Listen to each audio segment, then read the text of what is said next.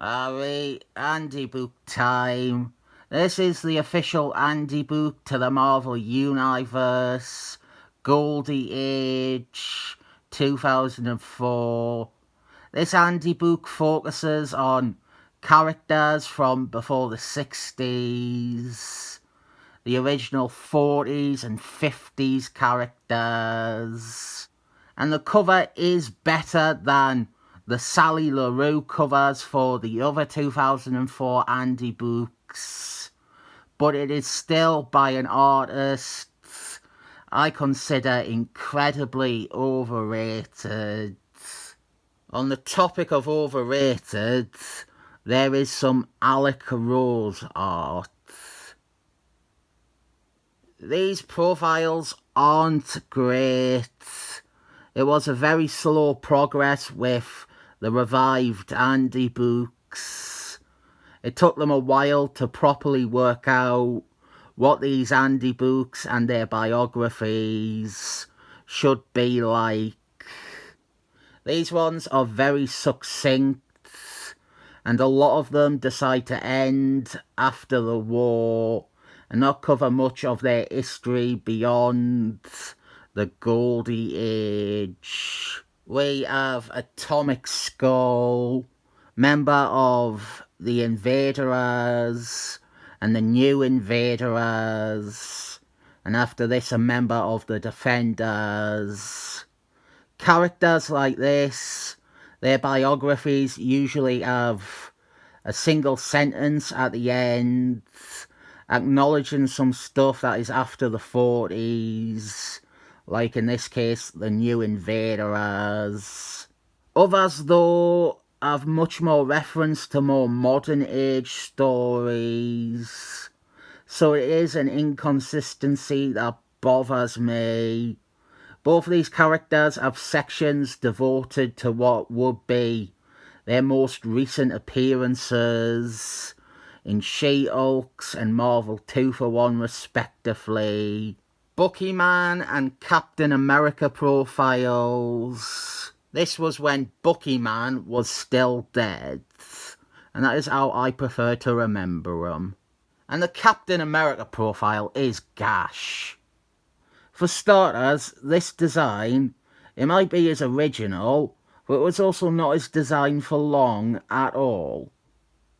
So it is a bad representation of the character during a period where he didn't look like this for longer than an issue.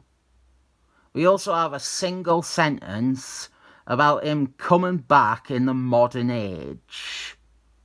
It begs the question, what is the point? And I also ask, what is the point of including retcon characters? Dynamite Destroyer's profile is a mess because they cannot work out which version of the character to detail. They should have split it up into two profiles for each character, or only covered the one that was actually published in the Goldie Age, and not the retcon one. Dr. Doom, apparently a Goldie Age character now. He was introduced before Fantastic Force, so that makes him a Goldie Age character. Who could forget all those classic Dr. Doom propaganda comics, like when he raped Hitler? Old art from the 80s Andy books for him, so it's one of the better profile pictures in this. Now this is an atrocious one, the picture. This is what I absolutely did not like about these early 2000s Andy books.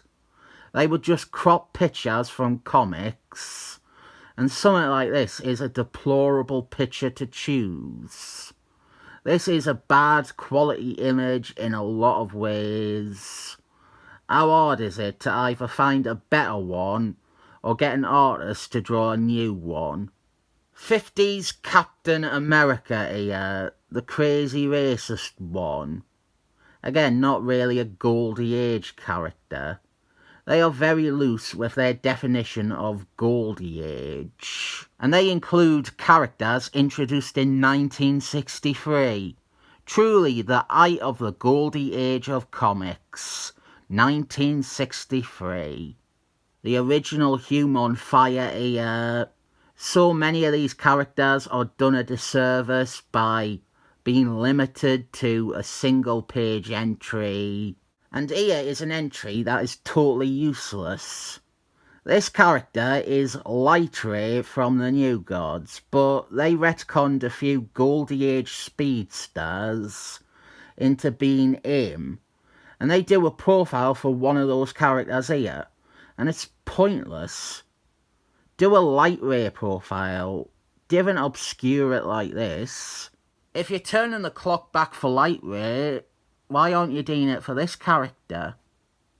His profile should be as the Captain America of the 1950s, not as the white supremacist from 1979.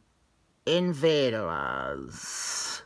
I really like that team shot. I assume it is from the 1993 miniseries because it is Dave Edgar Hoover art. But I like the colouring here more. It makes it look like an ad press poster. Another profile that is having an identity crisis though. Can it seem to decide between being a profile for only the wartime invaders or including stuff about the modern day incarnations? This is Uranus Boy. Stop laughing. You are all so juvenile. Uranus Boy, most his profile talks about the Fantastic Four story, where he comes back and he is evil now. And that is retconned only a year after this Andy book. We might as well get into some of my complaining. It always bothered me how they refuse to properly cover when Phineas resurrected him to fight Kazar. They passingly mention it and say that it was a duplicate and it wasn't really him. But it was. It had his memories. In another issue of Kazar, we saw that Phineas's resurrecting of some of the Ard saviours of the universe were in fact really them, because one of them recalls their fight with Kazar in the afterlife.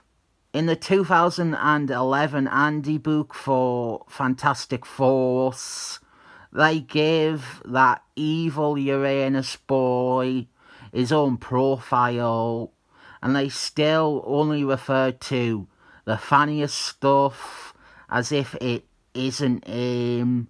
A very Goldie Age Seaman here, and another appalling image selection. He is at an angle. In the original Andy books, Marky Mark G had a style guide and rules for the character illustrations. And these 2000s era Andy books initially ignore them because it is easier to crop images from ad comics than get new art done. Sea Woman here. It's intriguing to see how many characters in this were dusted off within a year or two after this was printed. Like a lot of writers were thumbing through these for characters they can use or bring back. Another non-Goldie Age character, No Man. I won't even begin to start considering why he is depicted in his 80s costume. He will be dead within a year of this publication though. Patriot Man, Jeff Patriot, the third Captain America. His art comes from the original Andy books too. This is one of the altogether better profiles in this one. We have 2 Red Skull men, and I hate the way that they have disambiguated between them with Nazi and communists. They worked that out soon. Instead of stuff like this, or putting a number at the end of the name like they did in the original Andy books, they will put their names in parentheses. That is better because it allows you to immediately identify which version of the character the profile is for, and it also allows for future retcons and stories to not alter or mess up any numbering. The nonsense thing here is that when you boil it down, the communist Red Skull Man has substantially more words in his history than the Nazi one. Summer of 76 or Spirit of 69, cannot remember which variation I used. I think it was the latter. The first Captain America replacement, not a great profile, but I cannot hold it against this Andy book. We have seen so little of this character. Also, he wasn't a Goldie Age character either. He was a retconned one. With Captain America, they went out of their way to use that image from the very first Captain America issue, despite it not really being reflective of what he wore for almost all the Goldie Age. They have gone the other way with Firespit. She is one of the only characters in here where they have gone for a most modern design. This was what she was wearing in New Invaders. And then the profile barely covers that period. On that note, Plastic Man also has his New Invaders design. And that is a good thing because New Invaders made him a far more exciting character. The profile is also a bit more balanced between his overall history rather than only his Goldie Age history. It incorporates many of the retcons and reveals from New Invaders.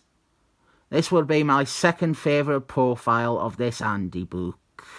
Human Fire's sidekick, Tonto. Jack Staff's profile is a mess too, but mainly because it doesn't appear consistent with decisions made for other profiles. This only covers the second Jack Staff, the one mostly active during World War II, and that is good because it is appropriate. He is a retcon character, but it is appropriate. There's not really any reason why it doesn't cover the first or third Jack Staffs, the way the Dynamite Destroyer profile covered both versions of him. This is maybe a step in the right direction though. They are realising as they gan along that shared profiles aren't really viable in the long term. Individual characters need their own profiles, or it can become a mess of jumping back and forth between them in the history section. We have had most of the Angels of Aslan characters here. This is Friday. I would point out that the pictures used the quiet Frank art from a variant cover to Avengers Forever. These are technically not even the in-continuity versions of these characters. I still have no idea why I call her Friday. It's up to you to work that out because it's just not in my brain anymore. Goldie Age Vision on the left and Yellow Flash on the right. And Yellow Flash's entry does list Avengers under group affiliation. And it does mention him being an honorary member of the Avengers in his history. Well, this has aged well. We have an appendix with all these obscure Goldie Age characters you've never heard of, who appeared once or twice in anthology books. List of contents on the back, the profiles included. I often forget to point these out. Handled this one a bit differently today. I would often get carried away with profiles earlier on, and I would never reach the end of these Andy books. So I thought to try and spruce it up a bit and keep me focused, I would edit it like my unboxings. Give it time, all my videos will be like this. There's some stuff to appreciate in here, and there is some stuff that I am glad the writers and editors decided to drop or improve on in later volumes. In fact, 5 years later, they did another Goldie Age Andy book, and it was so much better and well done. And I was going to do this originally, but I thought that would make ever looking at this one obsolete. I think the main strength here is that the character selection is strong. About 80 to 85% of these characters are good characters. I just realised they have better pictures for both Seaman and the Fine on the cover. Whatever, 7 thumbs up.